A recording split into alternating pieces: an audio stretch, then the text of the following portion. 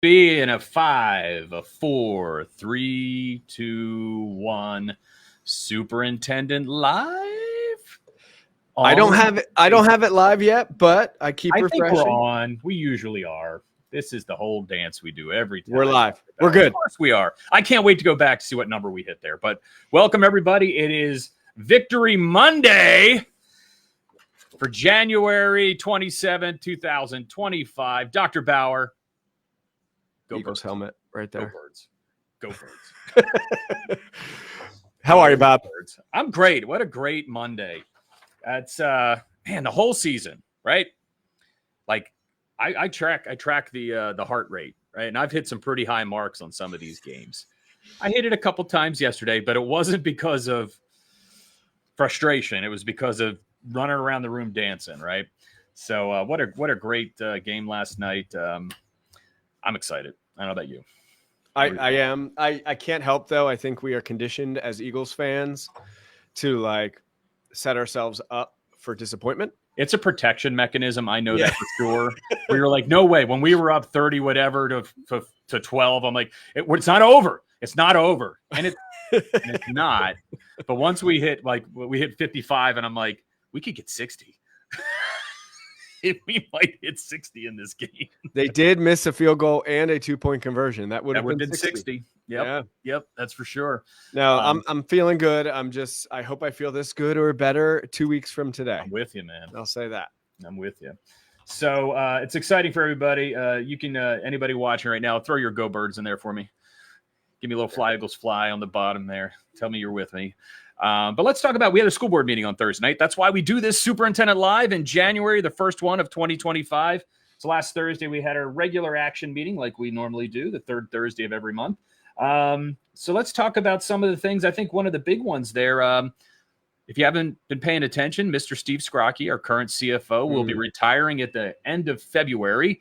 Yes. And on Thursday night, we recommended and approved a new CFO. Tell us about her. Yes. Thank you, Bob. And yeah, of course, we are sad to see Mr. Scrocky go, but happy for him. Any retirements, it's always like, oh, but how can you be sad or mad when someone has worked for over 30 years in this field in public education? You work towards retirement, and Steve certainly deserves it.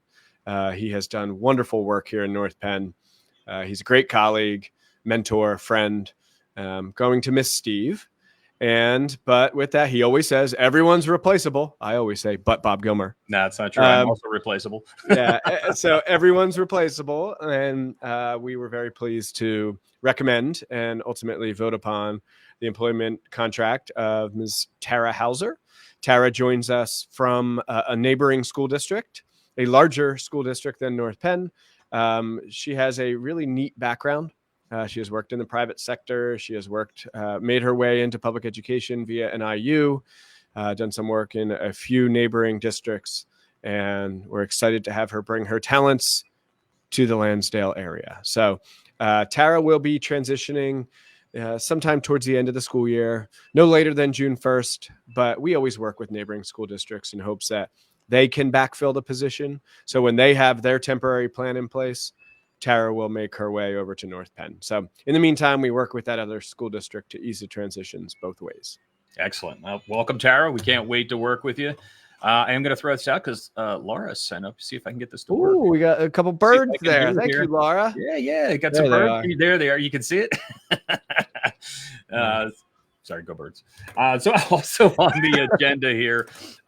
So something that wasn't on the agenda that was originally was, and I'll say it wrong, but you can correct me, but a resolution to advertise to do our bond financing for the first phase of our high school renovation. Do you want to talk about that and why it was moved to the next month? Yeah, so I don't know all the specifics here. That's why you hire bond counsel and financial advisors and why you have a CFO. But I do know, just like for a regular board meeting, you need to have an advertisement in the local paper. This is school code from the 40s. But you have to have an advertisement posted in a certain amount of time. Apparently, everything was submitted on time. We're not sure why it didn't make local papers, but it didn't. And so bond counsel handles all of that. They notified us on Thursday, like, it wasn't in the local paper. So we pulled it from the agenda just to make sure all I's are dotted and T's are crossed. But at the finance meeting, we had a discussion about it's called a parameters resolution. So what are the parameters of the borrowing? And the discussion was up to 15 million. A couple of years ago, when we gave presentations leading up to the referendum about, what the borrowing or the draw schedule could look like. And the draw schedule is, the schedule that you would actually borrow money to pay for the phasing of the project. So a couple of years ago, we said this borrowing would be about 30 million. We have done better than expected financially, primarily because of investment income, less spending and better income from our investments has resulted in a positive variance with our budget over the last couple of years. So we are going to borrow less than that 30 million that was originally projected, use some of our funds, and also borrow. It's a balance, right, of using your funds, but yet having a healthy fund balance so that your bond rating is strong. So the rate at which you borrow money is less because you want to obviously pay less interest. So it's a balancing act, and we lean on our financial advisors and, of course, Mr. Scrocky to do so. So the parameters resolution was supposed to be on the meeting on Thursday night. We pushed it to the next meeting just to make sure we do all those things the right way. Great. And obviously, as we go into the borrowing plan in our finance committee meetings, Mr. Scrocky goes through that in detail each time. And as we move forward, that's a great place. And if you go back to watch any of the finance meetings, we go into that great detail. So let's talk about renovations for the high school. Bids are going to be opened for phase 1, which is K-Pod and pool this Thursday. Where else? Where are we at? What are we looking at when we talk about renovations right now? Yeah. So, excuse me, the pool will be shut down. The natatorium will be shut down almost immediately after the elementary Iron Knights Triathlon, one of the best events that we do here in North Bend. It's incredible. Yes. Yep. And that will kind of commence the project itself. So this summer, we are anticipating the beginning of K-Pod and the natatorium. A couple other little projects, creating temporary classrooms in other areas. Because, of course, as you renovate classrooms, you need somewhere for those classes to go. I lost Dr. Bauer. Let's see if he's still there or if it's me that's frozen. It's a great look. You look great, Dr. Bauer. So I need to check Facebook, see if we're still here or if I've just lost him. Let's take a look here. And if you're here watching us, tell me in the chat if it's me frozen or Dr. Bauer is frozen. Not seeing anything in the chat there. Let's see. Going to take him out. I'm going to go back in again. I think I'm here. Are you there? Was it you or was it me? I got connection lost. Okay, so it's definitely you. I was just about to go do a whole Eagles chant by myself. I was ready for that. Yeah. Thanks, Tim, for letting us know we're all still here. So I knew I could hear myself. I wasn't sure if you were still there. So where I got the alert that said connection lost, I was saying the addition in the back, connecting A-pod to H-pod. That won't begin until the following summer, hopefully. There are a lot more permitting and land development that's necessary to do something like that rather than just renovating what's inside. So that would commence summer 26, I believe. So this part is just renovating, the K-Pod, the pool, and creating some of those temporary spaces. So that the bids should be open Thursday afternoon, and we'll see where we are financially, because up until now, their estimates, their projections, they always say, how much is your house worth?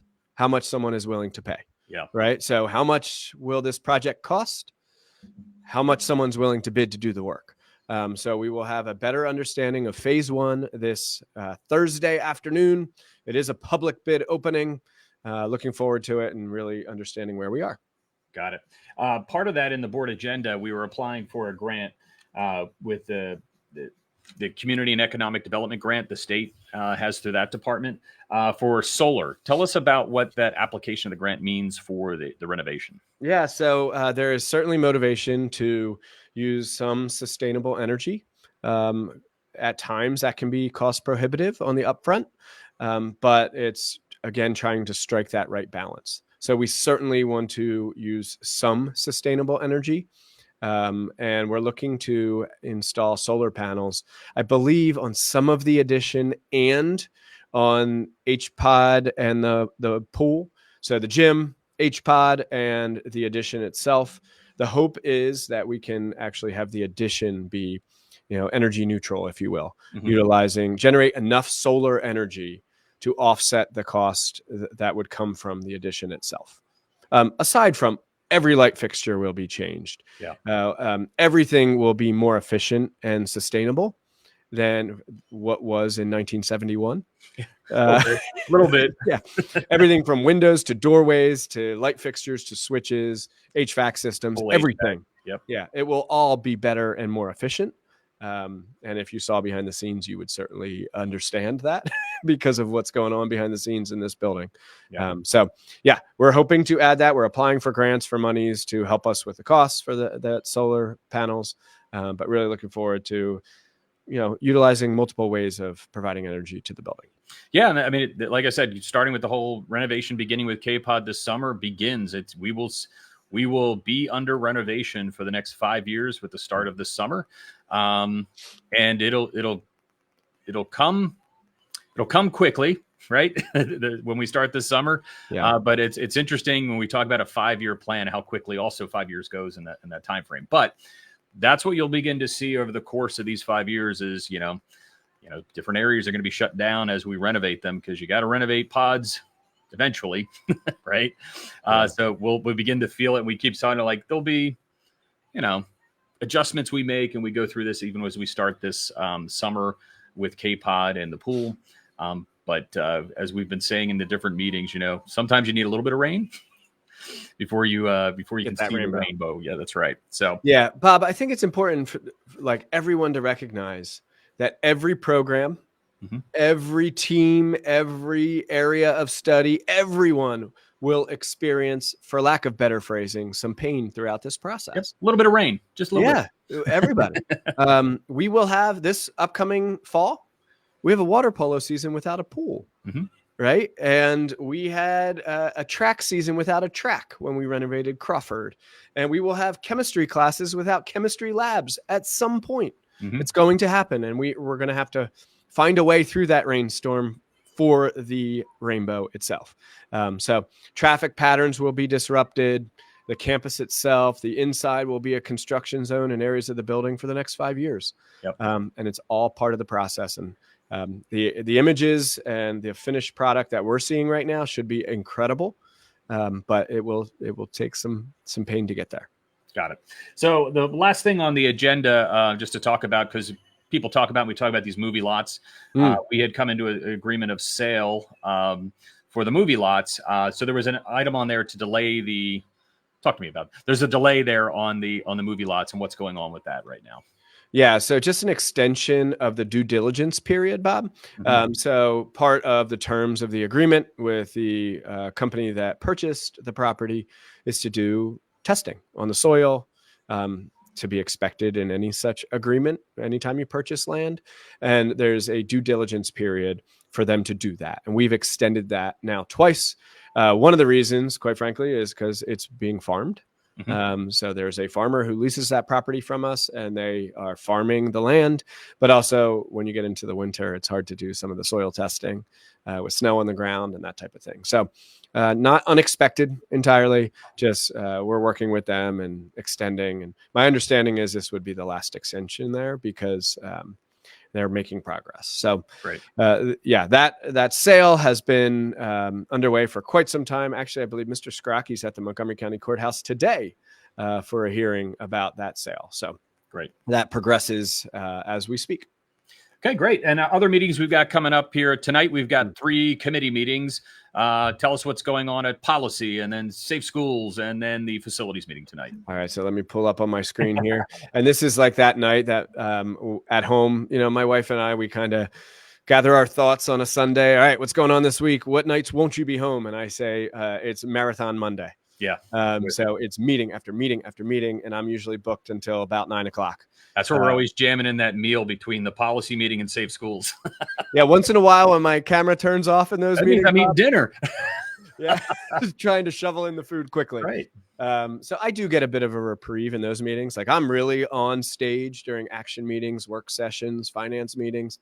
These meetings, some of the team here takes the lead, right? F&O, it's Mr. Slaughter, Mr. Schneider. Policy, Dr. Waters and Dr. Kim.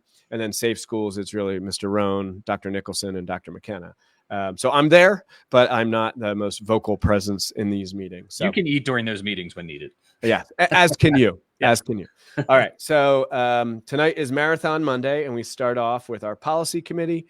There's a lot on this. Hold on, my board docs is loading, but there's a lot on the agenda tonight. Primarily, we, through our policy committee, and we didn't always have a policy committee, we update policies as legislation and legal precedents changes. So there have been in the news some changes to Title IX. There were changes in 2020. There were changes in 2024, which we said ultimately will not impact the way in which we go about reporting and handling of any allegations or investigations related to Title IX. Mm-hmm. And now the 2024 litigation has kind of been vacated. And we're back to the 2020 version again. So a suspension of those policies will be discussed this evening. We had 103A and 104A. Again, I would not anticipate a change in the experience for our students, just some of the paperwork and things we have to do on the back end. There's also other updates to policies. Policy 005 is organization, eligibility of non-resident students, educational opportunity for military children, and employment and contract board resolution. So, and if you click on each of those in board docs, you'll see it's just kind of in accordance with the most recent changes to the law. Got it. So that's where we are in policy. Safe Schools is really just updates. Again, that is loading, but I recall there's an Evolve update. Mm-hmm. We did a tabletop exercise. You were a part of it at the IU for a cybersecurity breach. Kind of a simulation of what we would do as a district if that were to happen, and behavioral threat assessment update. So new trainings for that. And lastly, the F&O, this one is jam-packed. I would get your fuzzy slippers on for this one, Bob. This agenda on the surface, just looking at it, looks like a 2-hour meeting, but hopefully I'm wrong. We have this is near and dear to your heart. Yep. Demolition of the radio tower. Tell the people about that, Bob. Go ahead. So our property over there, that is now part of our property at North Penn High School. So we have 5 AM radio towers there. If you haven't been paying attention, you can listen to 98.5 FM, 1440 AM, WNPV. Our Lansdale have been broadcasting on that station. We intend to keep the radio station going, but we don't need 5 towers to do it. The 5 towers is for a really big AM station, and our broadcast coverage area is really the school district now. And so we need to take those towers down because we intend to use the land that's there. That's the reason we purchased the property. So what's on here is the permission to advertise for that bid to go ahead and take down 4 of the towers over there at WNPV. Great. Thank you for that. I know you've been very, very involved in all of that. Some things related to the transportation center, which of course will continue to reside at 1340 Valley Forge Road. Traffic study. There's been some interest from the township to have a pedestrian walkway down roughly where Crawford Stadium is, connecting to Brattle Path Road across Summingtown Pike there, and looking at that and whether or not it's a good option, a safe option, those types of things. I think you and I both have our opinions on that matter, but we'll wait for the traffic study. We are not traffic engineers. There are people who do this for a living, Bob. Yep. So looking for approval of a quote for that traffic study, and then some updates on this high school project itself. So we will have it says a high school phase 2 student activity and input update from Schrader Group and Mr. Gilmer. You're on the agenda tonight. Good luck with that. And some other things related to phase 2 and the 10-year capital plan. So busy night, a lot going on, but it is very, very important work. Yeah. And I would suspect for the next 5 years here, there's always going to be a significant number of updates concerning the renovation. But the facilities meeting that we typically have is not always just high school items. Yeah. So it's for all of our facilities and the different plans and projects that we have going on that still continue to happen outside of the high school renovation. It's just tonight. There's a lot to do. We got things coming up for this summer. So that's what will be on the agenda. You got it. So we're getting to wrapping up here. Yeah, I would like to see if anyone is watching live. I know we actually get a couple thousand views on these, which is great. I love it. I love that people watch. if anybody's watching live, can you drop your score predictions in the chat for the Super Bowl? Are we confident? Do you have one, Bob? I don't. Like, I haven't actually. I'm just so excited about the win last night, so I got to think about it a little bit. But the Chiefs are. They just scored over 30 points for the first time this season last night. Interesting. Yeah. So we'll see. We don't have a ton of live people with us right now. That's okay. That's okay. You can watch us later and drop your score. I got to work on my score. Okay. Really, really important. It's really important at the Super Bowl party too to make sure I know that I got a good score. All right. Let's ask. Here's the question. Yes. Will you have a Super Bowl party or will you watch it by yourself? No. I'll have a Super Bowl party. But I will tell you that we've been hosting Super Bowl parties since I moved into my house in 1998. Okay. That the least enjoyable parties have been when the Eagles are in the Super Bowl because we're all just too stressed, like we're on the game, right? Of which then the party is really after if we win, right? So no, I'll have a party. Definitely have a party. Can't not have a party. But it's stressful. It's tough. It's tough to be the host and be an Eagles fan at the same time. But I'll do it. And all my friends know I'm ignoring them for one reason. And I'm going to put this out here publicly right now, Bob. Yeah. I've already received 3 emails asking for a 2-hour delay or the day off after the Super Bowl. And I'm as big of an Eagles fan as anyone else. Yep. I just don't like the message that you're sending to your community that a football game is more important than education. Nope. So what you can do is your snow dance. If we have a big snowstorm Sunday night into Monday, that's what you can hope for. I will put one qualifier on what you just said. I don't need a big snowstorm. No. I need a snowstorm.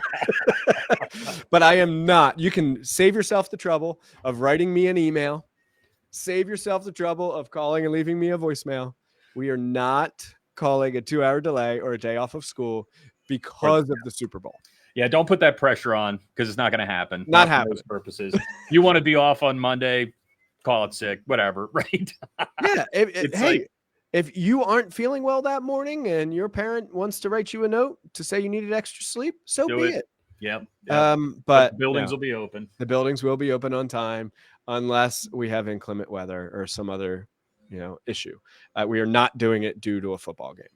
Yep. Same thing with the parade. If there is a parade, we're not going to talk too much about that because a lot has to happen. We are not going to cancel school that day. Please don't ask. Well, you know what? The last Super Bowl, there was nobody here on the parade day. Mm-hmm. I don't want to get too far ahead of this, right? Go Birds. Go Birds. I don't want to talk parade yet, but I'm going to talk parade. But I will tell you, historically, last time, it was interesting. This place was a ghost town the day of the parade. And I came into work. I didn't do the parade. I'm as big a Eagle fan as anybody else. And I was like, I don't want to be down there. It's cold. It's whatever. I'm going to see him roll by in a minute. And then Kelsey started his speech there at the steps. And I'm like, I should have been there. I should have been there. But I was high school principal at the time. And, it's like people need to come to work when you do it. We need to be here for our students. Have school open, yeah. There were like 200 kids out of 3,000 there. Yeah, it was really low attendance that day. It was crazy. Yeah, but I also did not go to the parade. I did not go to the parade when the Phillies won. So yeah, and if they win this time, I won't go either because I would say the same thing. I wouldn't be going, but I will probably feel that same regret if let's stop talking about parades. We got to talk about. Can I say one more thing? Yeah, if there were a parade. I would really appreciate it if the city of Philadelphia would schedule it for the Friday where kids don't have school. That would be amazing. Right? Wouldn't that work? That would work well for a lot everybody. Of districts. Just saying. So we're going to put pressure on the city. That's right. Take it off of our shoulders. So our viewers here watching, don't put pressure on us to be off those days because we're not going to be. We can't be. We need to have schools open for kids and families. But the city could help us out a little bit. They could help us. You have a score prediction, Bob, from Christine Gonzalez. 31-28, Philadelphia Eagles. I like that, Christine. That's a good score. Yeah, that is a nail-biting score, though. Yeah. And you know what that also looks like it relies on? An Elliott kick there. Yeah. Which I would love to see his whole season be redeemed for a game-winning field goal, right? I don't know how hard can take it. Yeah. All right. Let's move on, Bob. I can't even talk about this. All right, I think we're getting wrapped up here. We got about half hour. Thanks for everybody watching, but I do want to do this. I'm going to do an Eagles chant. You're going to join me. Okay. So like I've done this in public places with my family, and they always hang me out to dry every time. Okay.